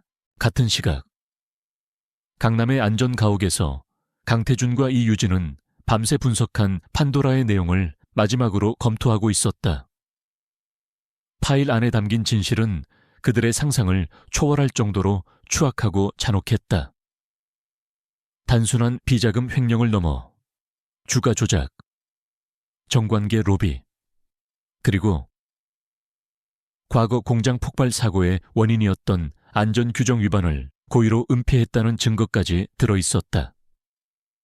유진의 아버지가 내부 고발을 준비하다가 의문의 사고로 돌아가신 바로 그 사건이었다. 가장 충격적인 것은 선대 회장의 죽음과 관련된 파일이었다. 최민혁이 의사를 매수해 선대 회장의 스트레스를 가중시키는 약물을 처방하게 하고 그의 죽음을 재촉했다는 정황이 담긴 이메일들이 발견되었다. 악마 같은 놈. 강태준은 이를 갈며 중얼거렸다. 유진은 아무 말도 하지 않았다. 그녀의 얼굴은 모든 감정이 사라진 가면처럼 차가웠지만 그녀의 눈동자 안에서는 복수의 불꽃이 활활 타오르고 있었다. 그녀는 오늘 이 자리에는 모습을 드러내지 않을 것이다. 그녀는 헬리오스, 안기철 실장과 함께 본사 어딘가에 마련된 비밀 통제실에서 이 모든 전쟁을 지휘할 예정이었다. 주주총회가 시작되었다. 초반의 흐름은 최민혁의 시나리오대로 흘러갔다. 그의 편에 선 이사들은 강태준의 경영 실적을 조목조목 비판하며 그의 리더십에 의문을 제기했다. 교묘하게 편집된 데이터들은 마치 아우라 그룹이 당장이라도 무너질 것처럼 위기감을 조성했다. 마침내 최민혁이 직접 단상 위로 올라섰다. 그는 비통한 표정으로 연설을 시작했다. 존경하는 주주 여러분, 그리고 아우라 그룹을 사랑하는 모든 분들, 저는 오늘 제 평생의 동지이자 형님이었던 고 구강만수 선대 회장님께서 피땀으로 일군 이 위대한 기업이 흔들리는 것을 더 이상 지켜볼 수 없어 이 자리에 섰습니다. 그는 카리스마 넘치는 목소리로 강태준의 미숙함을 질타하고 자신이 회사를 위기에서 구할 유일한 구원자임을 역설했다. 그의 연설이 끝나자 장내에서는 박수갈채가 터져 나왔다. 이 본인은 아우라 그룹의 미래를 위해 현 강태준 대표이사에 대한 해임안을 긴급 안건으로 발의하는 바입니다. 최민혁의 세력들이 일제히 동의합니다. 를 외쳤다. 의장은 해임안에 대한 표결을 선언했다. 모든 것이 끝난 것처럼 보였다. 바로 그 순간 강태준이 자리에서 일어나 발언권을 요청했다. 그는 패배자의 모습이 아닌 차갑고 분노에 찬 전사의 얼굴을 하고 단상으로 걸어 나갔다. 저의 경영 능력에 대한 표결을 하시기 전에 그의 목소리가 장내에 울려 퍼졌다. 여러분은 먼저 아우라 그룹이 지난 수십 년간 왜 병들고 있었는지 그 진짜 이유를 아셔야만 합니다. 그것은 경영 실책이 아닙니다. 바로 이 회사 내부에서 30년간 자라온 암적인 존재 때문입니다. 그가 손짓하는 순간 그의 뒤에 있던 거대한 스크린이 깜빡였다. 통제실에 있던 유진의 손가락이 키보드 위에서 춤을 췄다. 헬리오스. 지금이야. 재무제표로 가득했던 스크린이 순식간에 암전되더니 섬뜩한 붉은 글씨로 판도라라는 단어가 떠올랐다. 그것을 본 최민혁 부회장의 얼굴이 새하얗게 질렸다. 그는 무슨 일이 일어나고 있는지 깨달았다. 이게 무슨 짓이야. 당장 꺼. 그가 고함을 쳤지만 이미 늦었다. 판도라의 상자가 열렸다. 스크린 위로 최민혁의 모든 죄악이 폭포수처럼 쏟아져 내리기 시작했다. 수십 개의 유령 회사 계좌 내역, 불법적인 자금을 지시하는 그의 목소리가 담긴 녹음 파일, 주가 조작을 공모하는 대화록. 회의장은 순식간에 아수라장이 되었다. 주주들은 경악했고 기자들의 카메라 플래시가 미친 듯이 터져 나왔다. 최민혁의 편에 섰던 이사들은 자신들도 모르게 그에게서 멀어지기 시작했다. 그리고 마침내 가장 결정적인 증거들이 공개되었다. 이것은 10년 전 수십 명의 사상자를 낸 공장 폭발 사고의 진실입니다. 유진의 차가운 목소리가 스피커를 통해 장내에 울려 퍼졌다. 그녀는 얼굴 없는 정의의 집행자였다. 스크린에는 최민혁이 비용 절감을 위해 안전 설비를 교체하지 말라고 지시한 내부 보고서와 사고의 진실을 은폐하라고 명령하는 이메일이 떠올랐다. 그리고 이것은 선대 회장님의 죽음에 대한 진실입니다. 최민혁이 주치의와 짜고 선대 회장의 건강을 악화시켰다는 정황 증거가 공개되는 순간 장내는 충격과 분노로 들끓었다. 모든 것이 끝났다. 최민혁은 완전히 고립되었다. 그의 30년 아성이 단 10분 만에 모래성처럼 무너져 내렸다. 그의 오만함과 자존심은 이 공개적인 몰락을 견뎌낼 수 없었다. 거짓말이야. 전부 조작된 거야. 강태준 저놈이 나를 모함하기 위해 꾸민 짓이라고. 그는 이성을 잃고 고함을 치기 시작했다. 그는 분노에 차 단상 위로 뛰어 올라가 연설을 하고 있는 강태준에게 달려들었다. 내 놈이 감히 나를. 그가 주먹을 휘두르려는 순간 그동안 장내 곳곳에 대기하고 있던 안기철 실장의 경호팀이 번개처럼 움직였다. 그들은 순식간에 최민혁을 제압했다. 한때 그룹의 2인자였던 남자가 짐승처럼 발버둥치며 보안팀의 손에 끌려 나가는 모습이 전 세계에 생중계되었다. 그것은 오만한 자가 맞이할 수 있는 가장 비참하고 완벽한 몰락이었다. 소란이 잦아들자 강태준은 다시 마이크 앞에 섰다. 그의 얼굴에는 승리의 기쁨 대신 깊은 슬픔과 착잡함이 서려 있었다. 그는 이겼지만 그 대가로 회사가 입은 상처는 너무나도 깊었다. 같은 시각 통제실에서 유진은 모니터에 비친 그 모든 광경을 조용히 지켜보고 있었다. 그녀의 얼굴에는 안도감, 슬픔, 그리고 허탈함이 뒤섞인 복잡한 표정이 떠올랐다. 길고 길었던 복수가 마침내 끝이 났다. 정의는 실현되었고 악은 심판받았다. 하지만 그 누구도 온전히 웃을 수는 없었다. 거대한 폭풍이 휩쓸고 간 자리에는 이제 상처를 치유하고 새로운 시작을 준비해야 할 사람들의 무거운 침묵만이 남아있었다. 세계적인 주주총회가 끝난 후 아우라 그룹을 덮쳤던 거대한 폭풍은 서서히 잦아들기 시작했다. 하지만 그 여파는 깊고 오래갔다. 최민혁 부회장과 그의 핵심 측근들은 모두 구속되어 재판을 받았다. 판도라라는 이름의 명백한 증거 앞에서 그들은 어떤 변명도 할 수 없었다. 대한민국을 떠들썩하게 했던 재판은 수십 년간 이어져 온 정경유착의 검은 고리가 끊어지는 역사적인 순간으로 기록되었다. 아우라 그룹의 주가는 폭락했고 그룹의 이미지는 바닥으로 추락했다. 하지만 강태준은 흔들리지 않았다. 그는 위기를 기회로 삼았다. 그는 대국민 사과를 하고 그룹의 모든 부패 세력을 단호하게 잘라냈다. 그리고 그 빈자리에는 능력과 정직함을 기준으로 한 젊고 새로운 인재들을 등용했다. 그의 개혁은 고통스러웠지만 썩은 살을 도려내고 새 살을 돋게 하는 유일한 길이었다. 시간이 흘러 그룹은 서서히 안정을 되찾아갔다. 사람들은 더 이상 강태준을 냉혈한 황제로 부르지 않았다.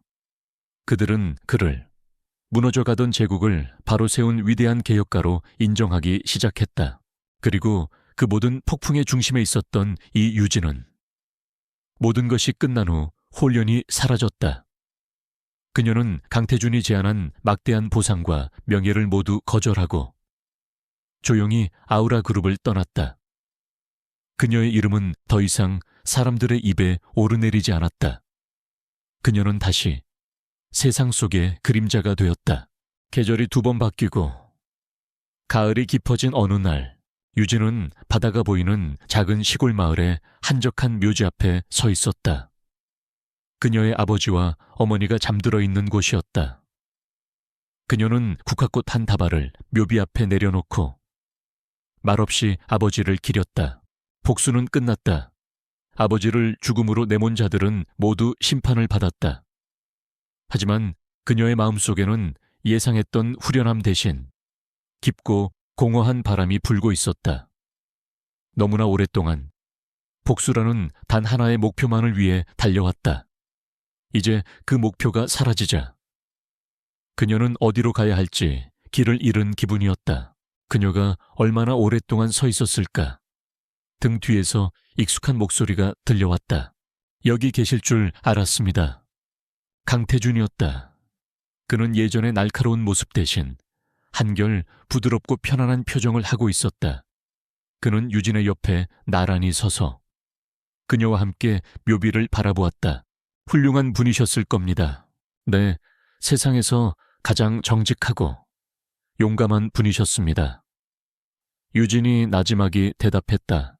두 사람 사이에는 한동안 침묵이 흘렀다. 바닷바람이 그들의 옷깃을 스치고 지나갔다. 이제 뭘 할 생각입니까? 강태준이 조심스럽게 물었다. 모르겠습니다. 아직 아무것도 생각해보지 않았습니다. 그렇다면 내가 한 가지 제안을 해도 되겠습니까? 그는 몸을 돌려 유진을 마주보았다. 그의 눈빛은 그 어느 때보다 진지했다. 아우라로 놀라우십시오. 유진은 대답 없이 그를 바라보았다. 예전처럼 나의 그림자나 비밀 병기로서가 아닙니다. 그가 말을 이었다. 아우라 그룹의 새로운 미래를 함께 만들어갈 파트너로서 당신을 초대하고 싶습니다. 당신에게 그룹의 모든 부정을 감시하고 견제할 수 있는 독립적인 권한을 가진 정독 영역 혁신실을 맡기고 싶습니다. 당신은 나의 칼이었습니다. 이제는 아우라 그룹의 방패가 되어주십시오. 그것은 파격적인 제안이었다. 그녀의 가족에게 지울 수 없는 상처를 준 바로 그곳으로 돌아가 달라는 요청. 그녀는 고개를 저으려 했다. 모든 것은 끝났다고. 이제는 과거와 상관없는 새로운 삶을 살고 싶다고 말하려 했다. 하지만 그녀는 강태준의 눈빛에서 예전과 다른 무언가를 보았다. 그것은 단순히 유능한 인재를 원하는 CEO의 눈빛이 아니었다. 그것은 전쟁을 함께 겪은 동지에게 함께 미래를 만들어가자고 손을 내미는 한 인간의 진실된 눈빛이었다. 그녀는 깨달았다. 진정한 정의는 악을 처단하는 것에서 끝나는 것이 아니라는 것을, 썩은 것을 도려낸 자리에 다시는 부패가 자라나지 못하도록 튼튼하고 건강한 시스템을 만드는 것까지가 진정한 완성이라는 것을. 파괴는 복수의 끝이었지만 건설은 구원의 시작이었다. 좋습니다. 그녀가 마침내 입을 열었다. 회장님의 방패가 되겠습니다. 하지만 조건이 있습니다. 무엇이든 말하십시오. 저는 회장님의 부하가 아닌 파트너로서 일하겠습니다. 저의 결정에 그 누구도 간섭할 수 없으며 회장님조차도 예외는 아닙니다. 오직 아우라의 올바른 미래를 위해서만 일할 겁니다. 그녀의 당당한 요구에 강태준은 환한 미소를 지었다. 그것이 바로 내가 원하던 바입니다. 그는 그녀를 향해 손을 내밀었다. 유진은 잠시 망설이다가 그의 손을 마주 잡았다. 두 사람의 손이 굳게 맞잡히는 순간 길고 길었던 과거와의 싸움이 끝나고 새로운 미래를 향한 약속이 시작되었다. 그리고 1년 후 아우라 그룹은 완전히 다른 회사로 거듭나 있었다. 권위적이고 폐쇄적이었던 문화는 사라지고 투명하고 활기찬 에너지가 넘쳐 흘렀다. 강태준은 존경받는 혁신 경영인으로 자리매김했고 그의 곁에는 언제나 든든한 파트너가 함께했다. 이유진. 그녀는 이제 정도경영 혁신실장이라는 공식적인 직함을 가지고 있었다. 그녀는 더 이상 그림자 속에 숨지 않았다. 그녀의 날카로운 지성과 타협 없는 원칙은 모든 임직원들에게 존경과 경애의 대상이 되었다. 어느 날 저녁, 강태준과 이유진은 본사 최고층의 테라스에서 서울의 야경을 내려다보고 있었다. 두 사람은 새로운 친환경 에너지 사업 프로젝트에 대한 보고서를 검토하고 있었다. 이 정도면 주주들을 설득하고도 남겠군요. 완벽합니다. 이 실장. 강태준이 만족스러운 목소리로 말했다. 아직 보완할 점이 많습니다. 회장님. 유진이 여전히 진지한 표정으로 대답했다. 그들은 잠시 말없이 반짝이는 도시의 불빛을 바라보았다. 그들의 관계에는 뜨거운 로맨스는 없었지만 그 어떤 연인보다 더 깊고 단단한 신뢰와 존중이 존재했다. 함께 죽음의 문턱을 넘나들며 거대한 악과 싸워 이겨낸 전후에 가끔 생각해 봅니다. 강태준이 나지막이 말했다. 만약 그날 아침 당신이 나에게 커피를 쏟지 않았다면 지금 우리는 어떻게 되었을까? 그의 말에 유진의 입가에 1년 만에 처음으로 장난기 어린 희미한 미소가 떠올랐다. 아마도 회장님은 아주 비싼 드라이클리닝 비용을 아끼셨을 겁니다. 그녀의 농담에 강태준도 마침내 소리내어 웃었다. 그의 웃음소리가 시원한 밤 공기 속으로 퍼져나갔다.